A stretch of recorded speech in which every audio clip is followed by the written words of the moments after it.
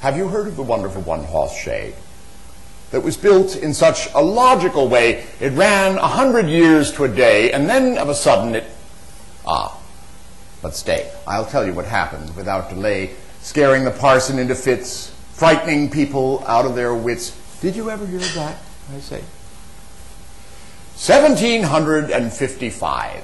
Georgius Secundus was then alive, snuffy old drone from the German hive. That was the year that Lisbon town saw the earth open and gulp her down, and Braddock's army was done so brown, left without a scalp to its crown.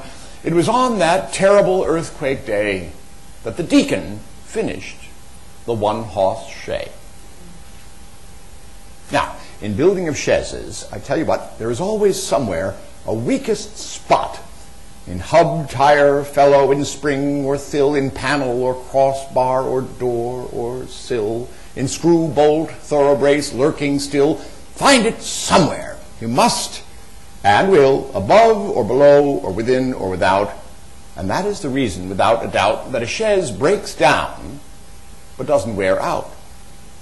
But the deacon swore, as deacons do, with an I do vum or an I tell you, he would build one chaise to beat the town and the county and all the country round. It should be so built that it couldn't break down. For, said the deacon, 'tis mighty plain that the weakest place must stand the strain.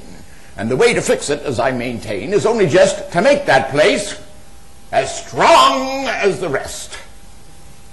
So the deacon inquired of the village folk where he could find the strongest oak that couldn't be split, nor bent, nor broke. That was for spokes and floor and sills. He sent for lance wood to make the thills. The crossbars were ash from the straightest trees, and the thoroughbrace of whitewood that cuts like cheese but lasts like iron for things like these.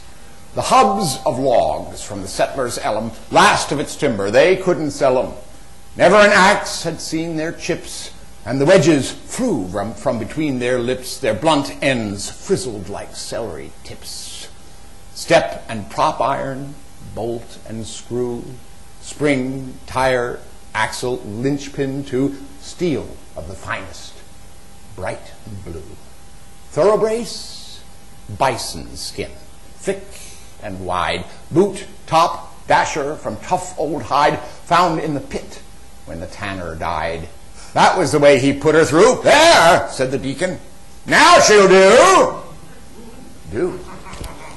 I wonder, I rather guess. She was a wonder, nothing less. Colts grew horses, beards turned gray. Deacon and deaconess dropped away. Children and grandchildren, where were they? But there stood the stout old one-horse shay, fresh as on Lisbon earthquake day. 1800 came and found the deacon's masterpiece strong and sound. 1800 increased by 10. Handsome carriage, they called it then. 1820 came, running as usual, all the same. 30 and 40 at last arrived. Then come 50 and 55. Little of all we value here wakes on the morn of its 100th year without both feeling and looking queer. In fact, there's nothing that keeps its youth, so far as I know, but a tree and truth. This is a moral that runs at large. Take it, you're welcome, no extra charge. 1st of November, the earthquake day. There are traces of age in the one-horse shay, a general flavor of mild decay, but nothing local, as you might say. Well, there couldn't be, for the deacon's art had made it so like in every part that there wasn't a chance for one to start.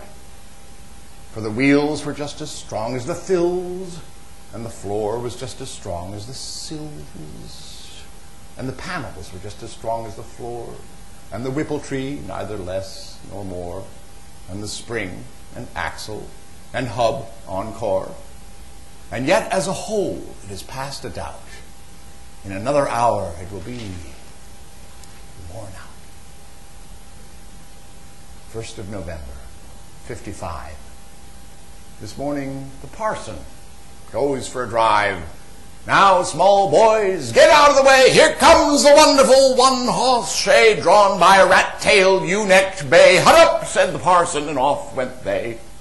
The parson was working his Sunday's text, had got to fifthly, and stopped perplexed at what the Moses was coming next. All at once, the horse stood still, close by the meeting house on the hill.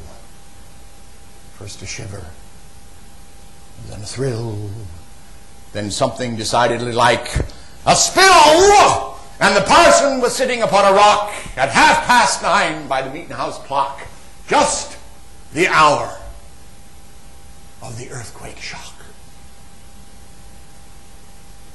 What do you think the parson found when he got up and looked around? The poor old chaise in a heap or mound, as if it had been to the mill and ground. You see, of course, if you're not a dunce, how it went to pieces all at once, and nothing first, just as bubbles do when they burst. End of the wonderful one-horse shay. Logic is logic. That's all I say. That's my